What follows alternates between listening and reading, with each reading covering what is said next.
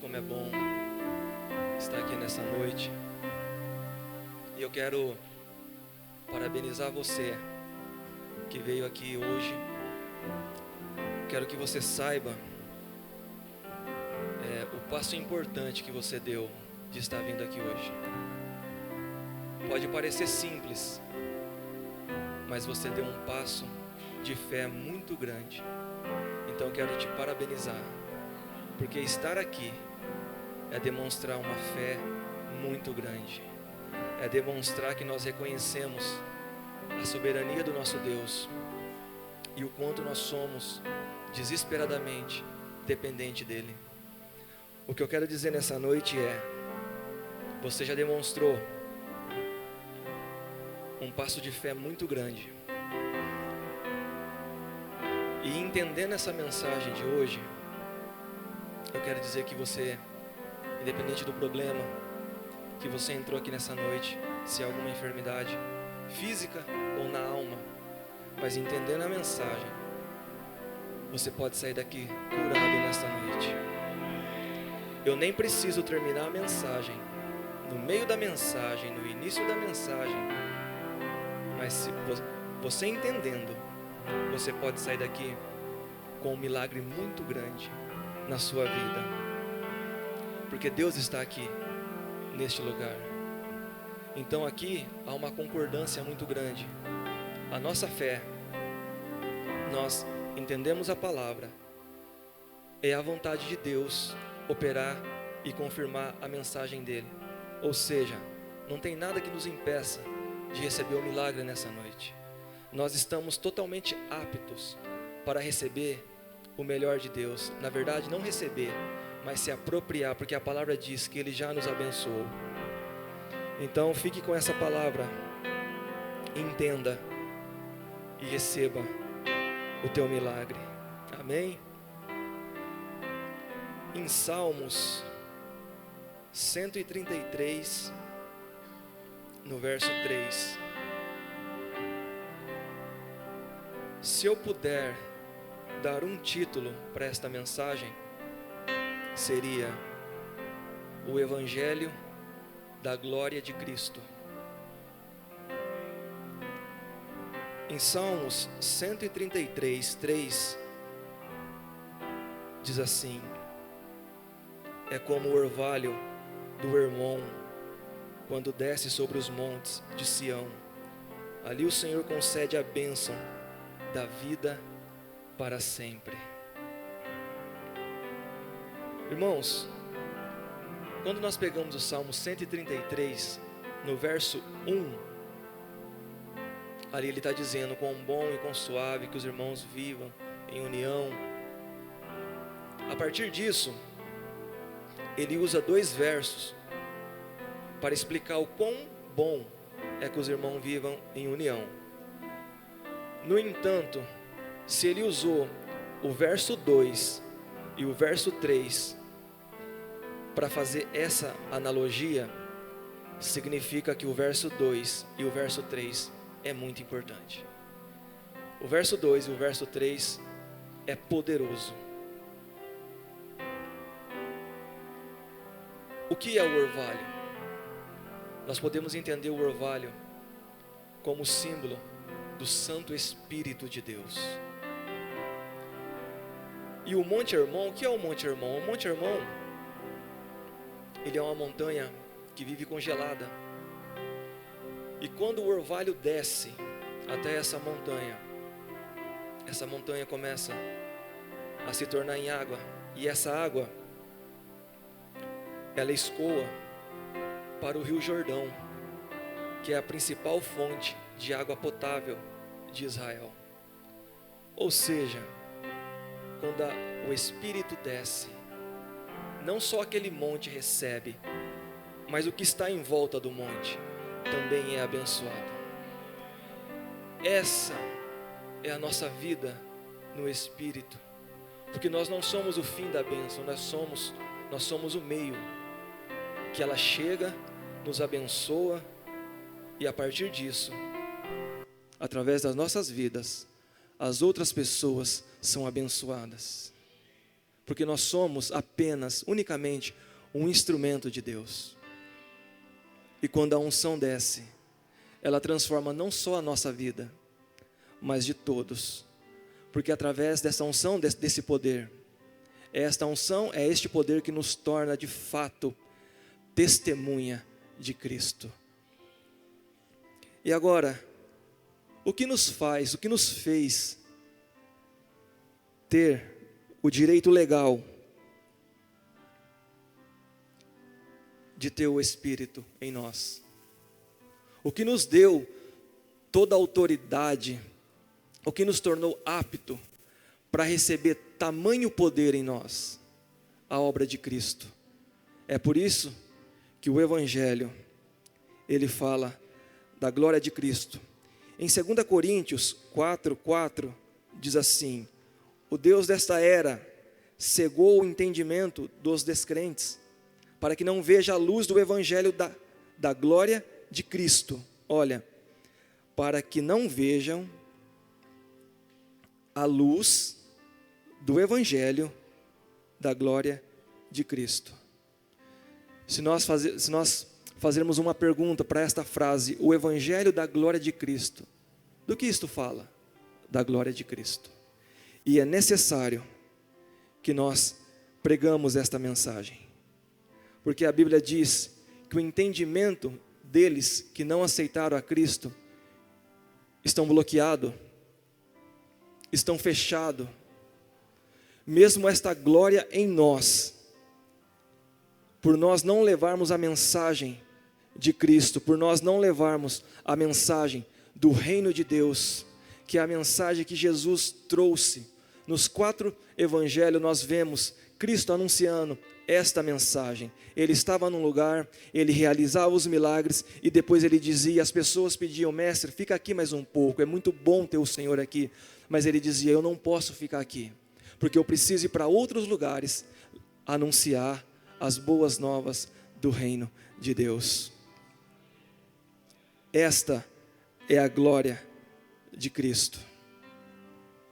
As pessoas não entendem, mas nós, com o poder do Santo Espírito, podemos levar essas boas notícias. Aqui, em 1 Coríntios 1, 22, 23, diz, os judeus pedem sinais miraculosos, os gregos procuram sabedoria, nós, porém, pregamos a Cristo crucificado, o qual de fato é escândalo para os judeus e loucura para os gentios. Nós, porém, pregamos a Cristo crucificado. As pessoas estão cansadas. As pessoas buscam por uma paz, do qual elas anseiam desesperadamente. Mas quanto mais elas buscam, mais elas não encontram. E quanto mais elas não encontram, mais elas querem buscar. E quanto mais elas buscam, elas se cansam. E no final de tudo, se cansaram e não encontraram aquilo que buscava, a paz. A paz de Deus que excede todo entendimento. Aonde essa paz está? No Evangelho de Cristo. Aonde esse Evangelho está? Aonde essa paz está? Em Cristo. E Deus, por saber da necessidade do mundo, por saber que o mundo buscava por algo que eles necessitavam, mas não sabia como o encontrar, Deus envia o Filho amado, Cristo Jesus. O que Deus viu no mundo? Quando Deus olhou para este mundo antes da vinda de Cristo, o que Deus viu? Em Mateus 9,36 diz assim, ao ver as multidões, teve compaixão delas, porque estavam aflitas e desamparadas, como ovelha sem pastor. Deus, Ele olha para o mundo, e Ele vê as pessoas aflitas, desamparadas, e vê as pessoas como ovelhas sem pastores. Ovelhas que estão perdidas, que estão machucadas, que estão feridas, que não têm uma esperança, não têm uma expectativa. Mas os olhos do Senhor, Ele não olha para um povo, eles não querem nada, esse povo não quer nada com nada. Não. Ao olhar de Deus, para aqueles que não aceitaram a Cristo, são ovelhas perdidas. E nós, que temos o Espírito Santo, e nós, que temos a palavra de vida, cabe a nós, a mostrar para essas ovelhas que estão feridas, que estão desamparadas, que estão sem pastores, e dizer: olha, existe o bom pastor. Olha, para você que tem buscado de forma desesperada, para você que já fez de tudo, mas ainda está perdido, olha, existe o bom pastor. E Jesus diz: o bom pastor, ele dá a vida para as suas ovelhas.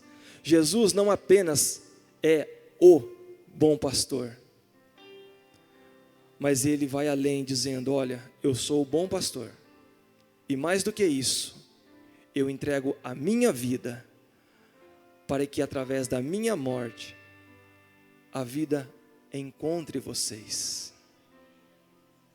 A vida que vocês tanto buscam, tanto anseiam, através da minha morte, porque eu sou o bom pastor, vocês encontram essa vida. No entanto, porque nós perguntamos, por que as pessoas não aceitam? Por que as pessoas ainda estão como ovelhas perdidas, como ovelhas aflitas? Porque o que temos que levar para essas pessoas é Jesus e não uma religião. As pessoas não querem religião. As pessoas não estão em busca de uma religião. As pessoas estão em busca de vida. E somente Cristo pode gerar vida nestas pessoas. É por isso que essa tem que ser a nossa mensagem. Cristo crucificado. Porque é disso que as pessoas estão desesperadamente precisando. Elas só não sabem do que é isso. Porque às vezes a mensagem chega no sentido de oferecer uma religião. Mas isso não muda. Mas quando nós chegamos e oferecemos o autor da vida, quando nós oferecemos, quando nós falamos de alguém que para gerar em vida em nós, entregou a vida dele, então aí as coisas começam a ficar interessantes.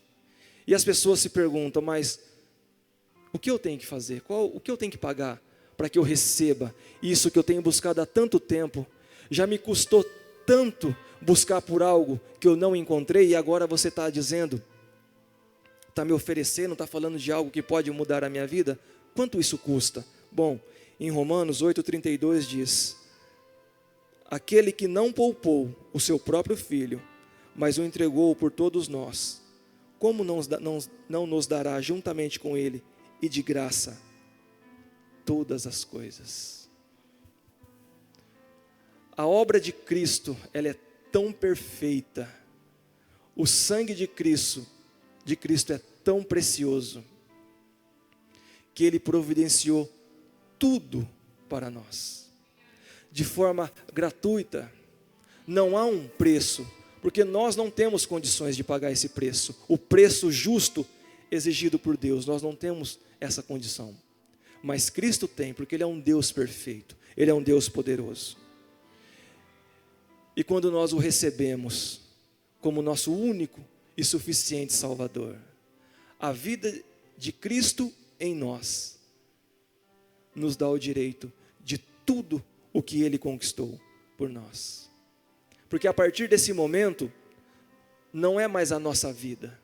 A partir desse momento, quando Deus olha para mim, quando Deus olha para você, o que Deus vê é o sangue dele sobre nós. E no sangue de Jesus não há culpa, no sangue de Jesus não há condenação, no sangue de Jesus está que nós estamos aptos para ter tudo. Então Deus passa a não nos ver como nós de fato somos, mas Ele nos vê como alguém redimido, limpo, precioso, e que por aceitar a Cristo, nos tornamos e temos o direito de ser chamado filho de Deus. Certa vez eu estava meditando na palavra de Deus sobre a história de Rebeca, de Isaac. E ao meditar ali, chega na parte onde Isaac já está para morrer, e ele tem que abençoar, só que no entanto, abençoar Esaú. Mas quando Rebeca estava grávida, Deus falou que o maior serviria o menor. Na cabeça de Isaac, ele teria que abençoar Esaú, porque era o maior. Mas na mente de Deus, já estava decidido quem seria abençoado, e era Jacó. E Rebeca, sabendo que estava naquele momento, Rebeca chama Jacó e diz: olha, hoje o seu pai vai abençoar o teu irmão, mas é você que tem que receber essa bênção. Olha, o seu pai já não está conseguindo enxergar muito bem, então vai lá e receba você essa bênção. E Jacó, todo preocupado, ele fala: eu não posso fazer isso, porque se o meu pai perceber, isso vai gerar problema para mim. E Rebeca olha para Jacó e diz assim: que todo mal caia sobre mim.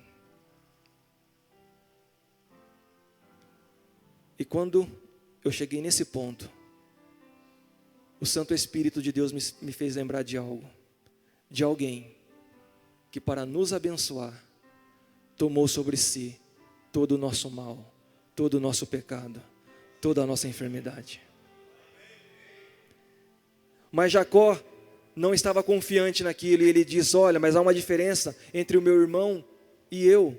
O meu irmão, ele tem pelos por todo o corpo, e o meu pai, quando tocar, ele vai perceber que não sou Esaú. Então Rebeca fala: busca um animal, vamos sacrificar esse animal. E isso acontece, o animal é trazido. Rebeca sacrifica aquele animal e põe a pele daquele animal em Jacó. Perceba, houve um sacrifício. E quando Jacó chega diante de Isaac, com aquele sacrifício, Isaac toca nele. E por causa daquele sacrifício, Isaac não vê mais Jacó, mas Isaac vê alguém que estava apto para receber a bênção. É isso que o sangue de Jesus faz em nossas vidas. Quando Deus olha para nós, Ele vê alguém que por causa do sangue dele, por causa do sangue precioso de Cristo, Ele nos vê como pessoas dignas e totalmente apto para receber as bênçãos do Senhor. É por isso que nós levamos a mensagem, é por isso que nós exaltamos a Cristo, é por isso que nós confiamos no precioso sangue de Cristo. Porque esse sangue fez uma obra completa, a obra de Cristo é completa. A mesma obra que nos perdoou de todos os pecados, é a obra que nos curou de todas as enfermidades. E quando eu falo perdão, é um perdão dos pecados passado, presente e futuro. E diante disso, deixa eu só fazer uma observação. Se por algum momento passar na sua mente assim, essa mensagem pode ser perigosa, porque você está falando que até os nossos pecados futuros de amanhã já estão perdoados. Será que essa mensagem não é uma mensagem perigosa? Eu quero te deixar em paz que essa mensagem não é perigosa. Essa mensagem é apenas uma mensagem que reconhece, que glorifica, que reverencia o precioso sangue de Cristo. É uma mensagem que está segura de que a obra de Cristo é tão perfeita que ela nos dá a segurança que em Cristo, que nós estamos entronizados em Cristo, que nós estamos agora no reino de Cristo e que por meio de Cristo, por meio do poder do Santo Espírito, nós reinamos e nós estamos totalmente seguros. Então essa não é uma mensagem perigosa, mas é uma mensagem que glorifica o sangue do nosso Senhor e Salvador Jesus Cristo. Eu quero que você saiba nessa noite que você está seguro em Cristo.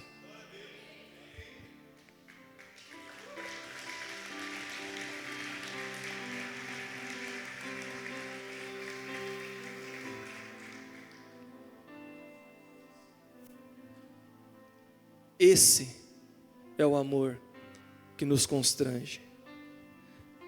E Jesus fala algo em Lucas 7,47.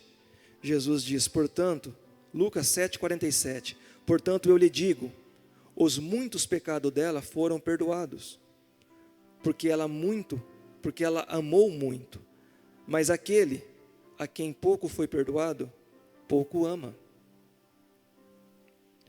Na mente de Jesus, anunciar o perdão por meio do sangue dele, é a forma mais eficaz de fazer com que as pessoas reinam em vida. Porque aquele que sabe que muito foi perdoado, muito ama. Nós somos muito perdoados. E eu te asseguro que depois daquela mulher ter sido perdoada,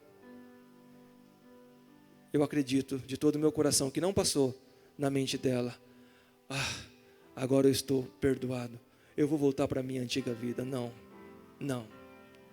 Mas esse amor, eu creio de todo o meu coração, que constrangiu tanto ela, que ela dizia, bom, eu já não peco mais, não porque eu não posso, mas porque eu não tenho direito de fazer isso com o meu mestre. Eu fui tão amada, eu fui tão perdoada, que eu já não peco mais, não porque eu não posso, mas eu não tenho direito de fazer isso.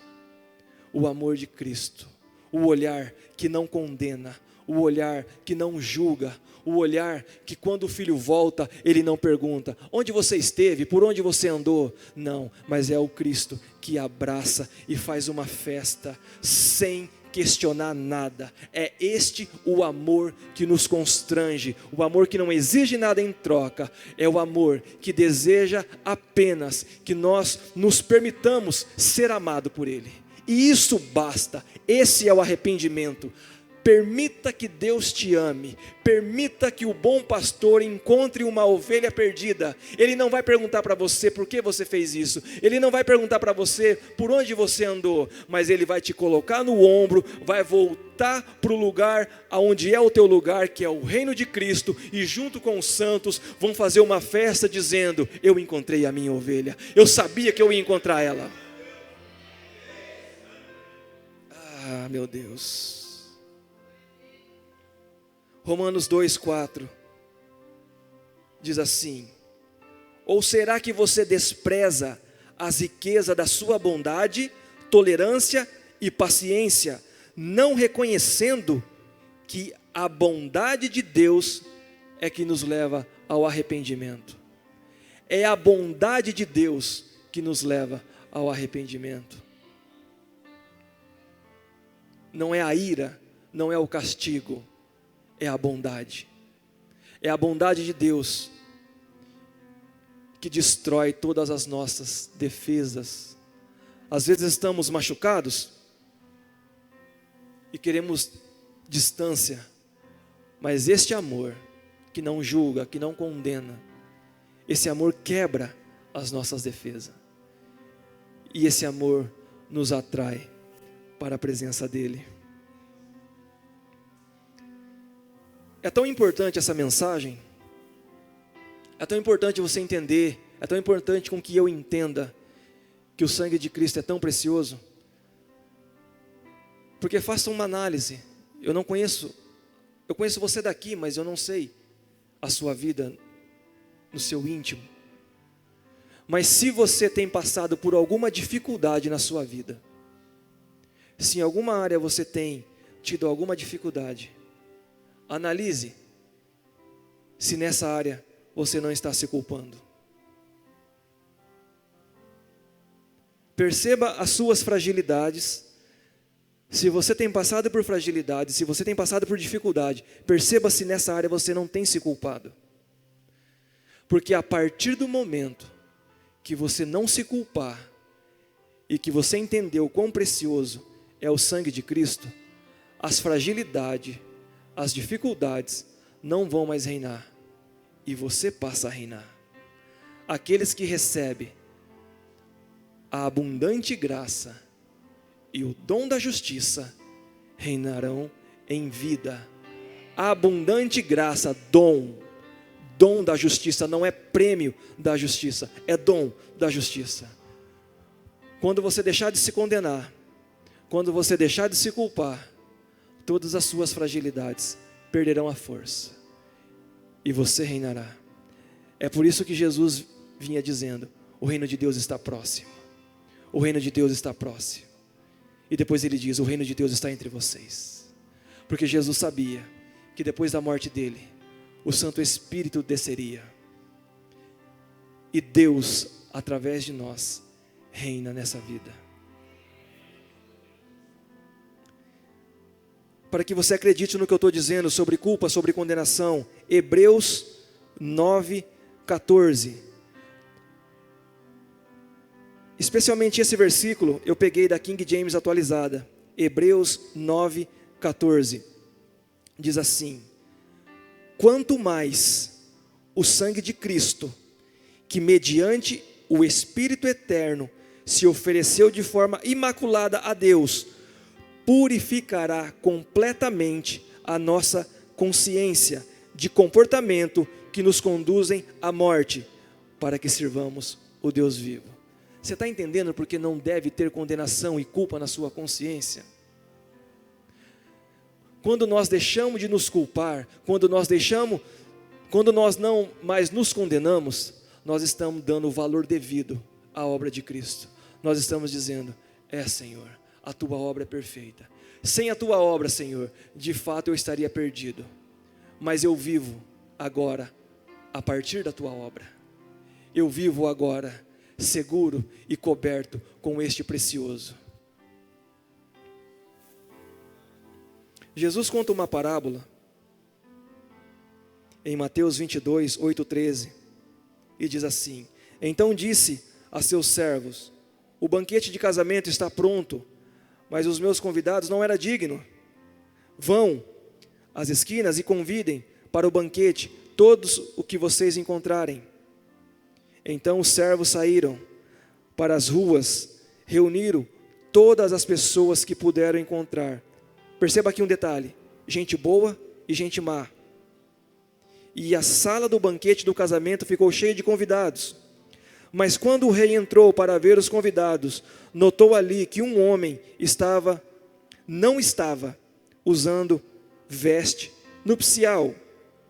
E lhe perguntou: amigo, como você entrou aqui sem essa veste nupcial? E o homem emudeceu. Então o rei disse aos que serviam: amarrem-lhe as mãos e os pés, lance para fora, nas trevas, ali haverá choro e ranger de dentes.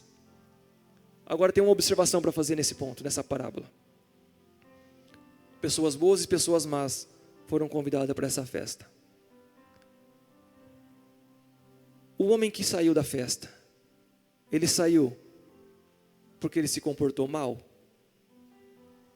É possível que numa festa tenha pessoas que não se comportem tão bem assim? É possível isso? É possível. Mas o que fez com que esse homem saísse da festa não é talvez um mau comportamento que ele tinha feito, mas ele estava sem a veste. A nossa veste é o sangue de Cristo. É por causa dessa veste que nós temos livre acesso ao trono do Pai. É por causa desse sangue precioso que nós podemos nos aproximar diante do trono da graça com confiança para receber misericórdia e graça. É por causa deste precioso sangue que nós chegamos até o nosso Pai com segurança, com ousadia e com muita confiança. Como isso é maravilhoso. Em Romanos 5:1 diz: tendo sido, pois, justificado pela fé, temos paz com Deus por nosso Jesus Cristo. Nós temos paz com Deus. A Bíblia diz que o perfeito amor lança fora todo medo.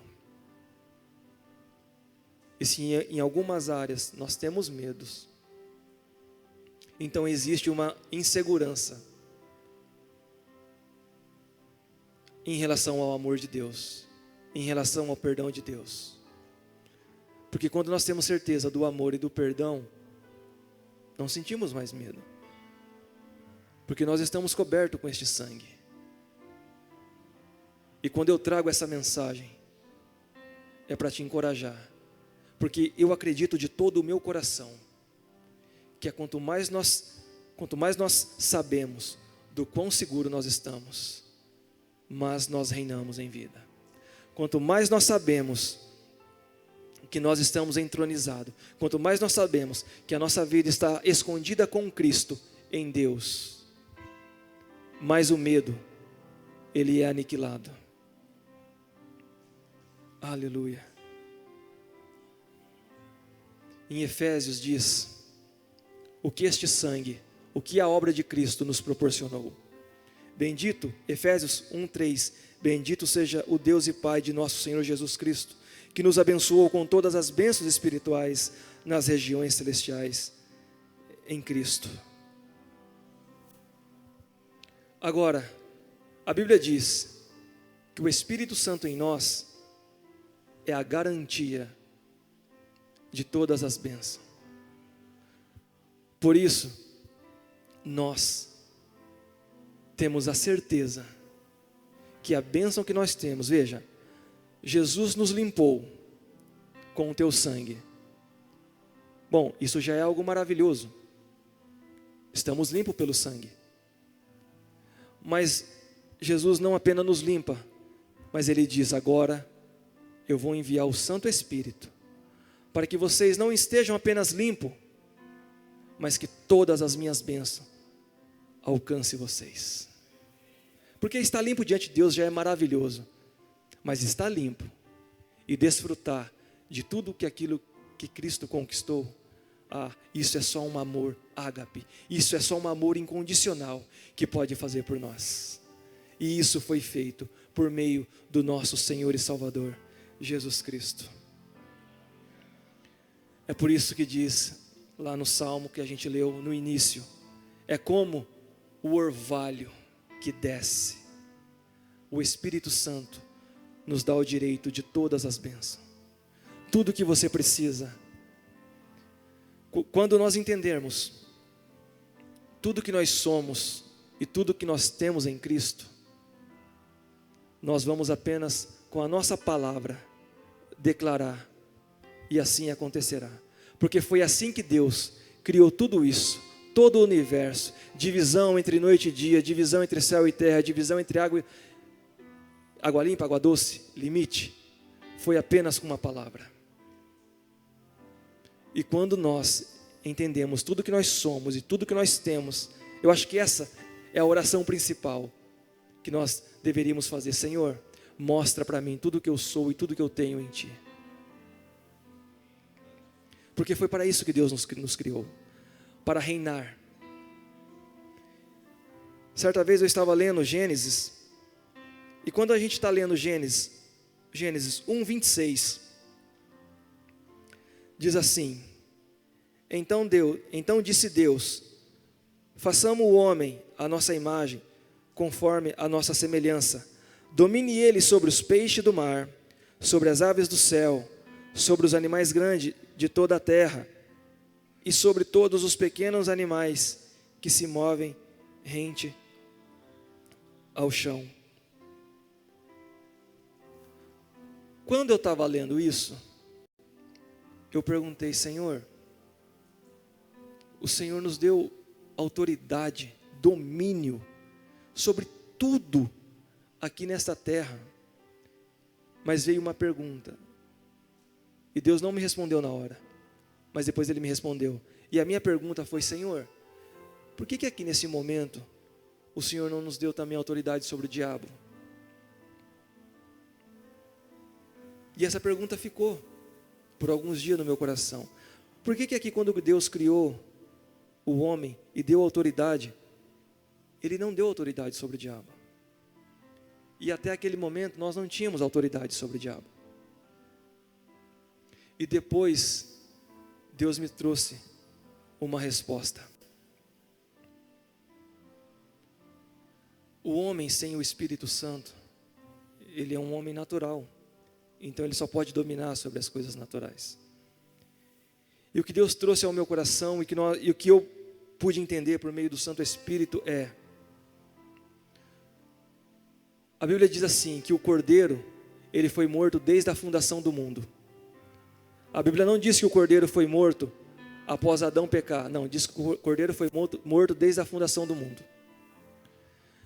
Quando o diabo veio até o jardim do Éden, e na mente do diabo, ele pensava, agora eu vou atrapalhar os planos de Deus. Agora eu vou fazer com que os planos de Deus não saiam como ele planejou. E o diabo, em sua mente, achou que estava frustrando o plano de Deus.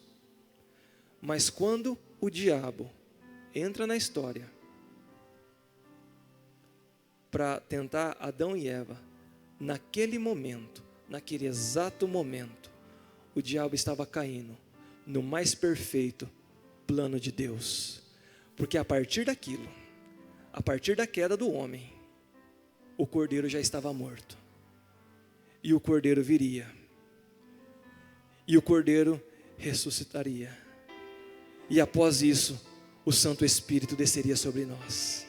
E a partir disso, até sobre o diabo, nós teríamos domínio. Quando o diabo achou que estava atrapalhando o plano de Deus, ele estava caindo no plano perfeito. Porque sem o Santo Espírito nós não teríamos autoridade sobre o diabo. Mas agora nós temos. Agora nós temos autoridade sobre as coisas naturais e até mesmo sobre os demônios, principados e potestade. O nosso Deus é perfeito. Nada, ninguém pode atrapalhar e nem frustrar o plano de Deus. Por isso, eu quero dizer, se na sua vida aconteceu algo que você pensa que atrapalhou o plano de Deus, meu amigo, eu quero te dizer o seguinte: todas as coisas cooperam para o bem daqueles que amam a Deus. Isso que parecia ter frustrado o plano de Deus na sua vida, na verdade, era o plano perfeito de Deus acontecendo, para te trazer mais perto dele, para que você pudesse saber de fato quem você é, tudo que você tem, tudo que você pode fazer, o instrumento poderoso que nós somos por meio do Espírito de Deus, e nós temos isso por causa da obra maravilhosa, poderosa de Cristo. Obrigado, Senhor.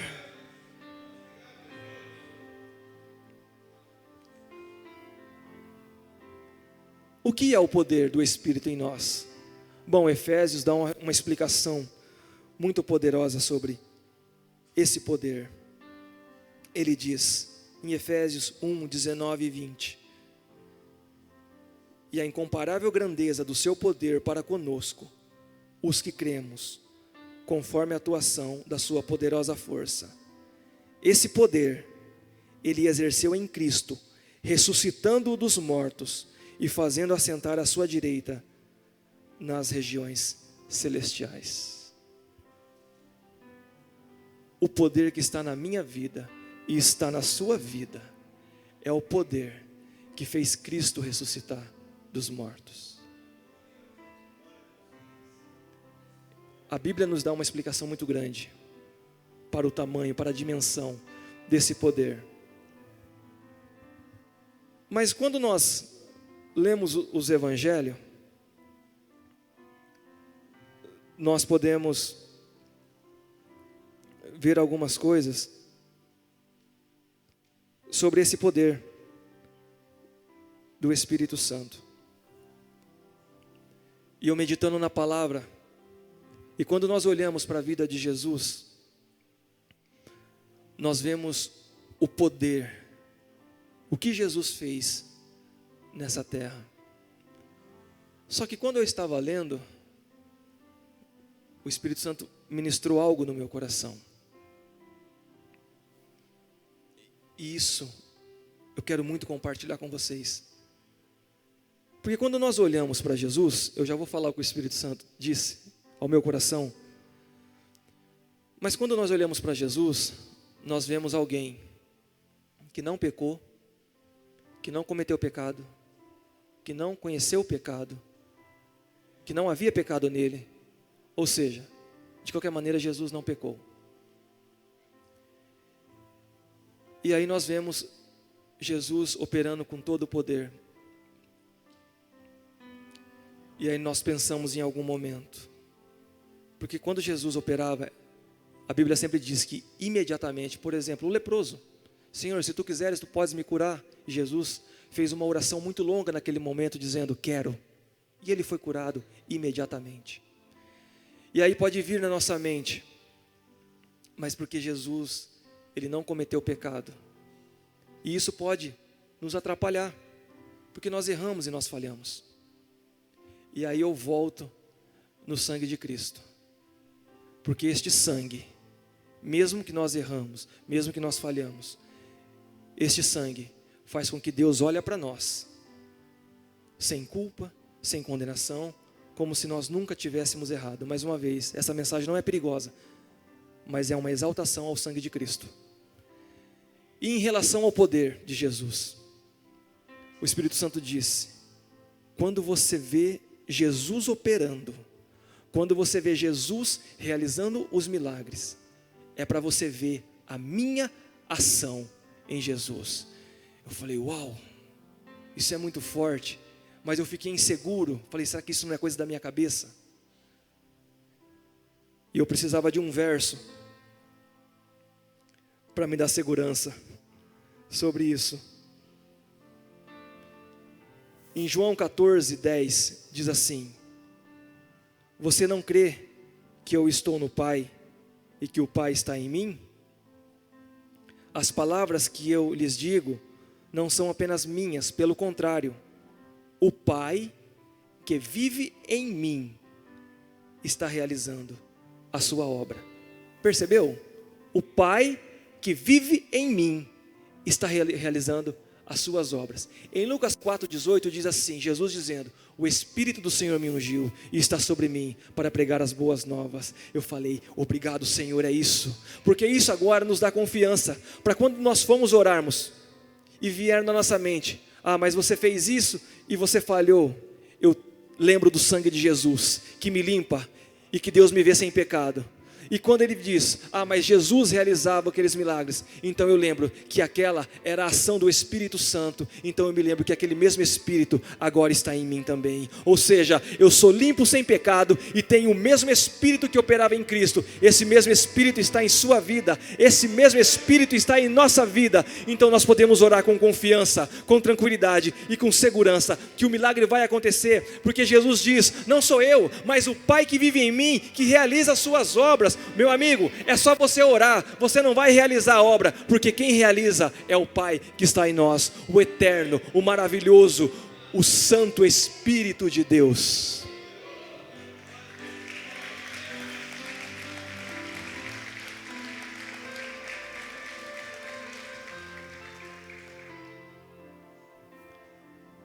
É por isso que Jesus diz algo, que por muito tempo eu pensava, eu ficava inseguro, quando Jesus diz, em João 14:12, um pouquinho à frente, Jesus diz assim, digo-lhes a verdade, aquele que crê em mim, fará também as obras que eu tenho realizado, e fará coisas ainda maiores do que esta, porque eu estou indo para o Pai. E o que Jesus disse? Que quando ele subisse ao Pai, o que ele iria fazer? Mandar o Espírito Santo. E talvez nós perguntamos, talvez alguém pode perguntar, sobre a ressurreição de Cristo. E a Bíblia nos dá a garantia da ressurreição de Cristo. Em Atos 1:3 diz que Jesus, depois que ressuscitou, depois do seu sofrimento, ele deu provas indiscutíveis, incontestáveis da sua ressurreição.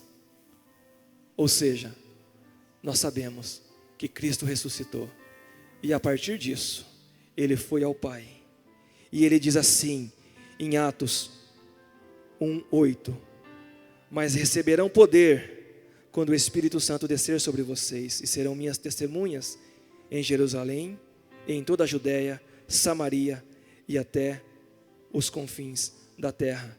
O que Jesus estava dizendo? Jesus estava dizendo assim, eu vou subir, eu vou para o Pai, quando eu chegar com o Pai, eu vou enviar o Santo Espírito. A partir disso, vocês serão minhas testemunhas. E a partir disso, vocês farão as obras que eu fiz e maiores. Porque o Espírito Santo veio. Então, quando você olhar Jesus acalmando a tempestade, quando você olhar Jesus andando sobre as águas, quando você vê Jesus fazendo tudo, veja o Espírito Santo. Porque é o Espírito Santo. Tudo que Jesus fez foi por meio do Espírito Santo. E aí saiba que esse Espírito está em você. Agora pense a respeito do que Jesus disse. Ele disse, olha, eu vou enviar o Espírito Santo para que vocês sejam minhas testemunhas. Agora, se fosse apenas para nós dizermos que Jesus ressuscitou, os discípulos já haviam visto que Jesus tinha ressuscitado. Se testemunha é apenas dizer que Jesus havia ressuscitado, os discípulos já tinham visto aquilo. Mas ser testemunha é dizer sim que Jesus ressuscitou, mas também fazer as obras que Ele fez. É por isso que o Espírito Santo veio. Para que nós não apenas falássemos que Jesus ressuscitou, mas que nós dessemos continuidade àquilo que Cristo começou. É nosso dever dar continuidade em tudo aquilo que Cristo começou fazendo. É isso que Jesus disse, receberão poder e serão minhas testemunhas. E Jesus diz em Marcos 16, 17 e 18, estes sinais acompanharão os que crerem, em meu nome expulsarão demônios, falarão em novas línguas, pegarão em serpentes, e se beberem algum veneno mortal, não lhe fará mal nenhum, imporão as mãos sobre os doentes, e estes ficarão curados. Olha porque o Espírito Santo veio. Agora tem algo aqui. E quando eu estava lendo o livro do pastor Coutinho, Oração em Línguas, ele cita no livro dele esse versículo. E quando eu li esse versículo, o Espírito ministrou algo muito forte no meu coração, dizendo, é como se o Espírito estivesse perguntando para mim, olha, esse versículo está dizendo que alguns desses sinais seguirão os que crer. Se eu falar dessa forma, está correto dizer, e alguns dos sinais seguirão os que crerem. Está correto? É isso que o versículo está dizendo? Não é isso, não é alguns. E se eu disser assim, e a maioria desses sinais seguirão os que crerem? Melhorou, mas também não está certo. Porque também Jesus não disse que seria a maioria. Mas Jesus disse, e estes sinais seguirão os que crerem. O que eu quero dizer com isso? Se um sinal chegou a você, então todos chegaram. Se você fala em línguas, então você pode orar e o morto ressuscitar. Então você pode orar para o enfermo e ele ser curado. Porque não é nem alguns e nem a maioria dos sinais, mas são estes sinais, todos os sinais. Quando um chega, chega a todos. Por isso você tem tudo. É por isso que Efésios diz que Deus já nos abençoou com todas as bênçãos. Não diz com a maioria das bênçãos, mas todas as bênçãos. Se um sinal chegou até você, saiba que todos os sinais chegaram até você. Aleluia. E para finalizar, em Marcos 16, 20 diz, então os discípulos saíram e pregaram por toda parte, e o Senhor cooperava com eles, confirmando-lhe a palavra com sinais que a acompanhavam. Qual que era a missão dos discípulos? Pregar a palavra. E quem confirmava os sinais? Cristo, o Espírito Santo, confirmava os sinais. O que nós estamos fazendo aqui nessa noite é isso. Nós estamos pregando a palavra.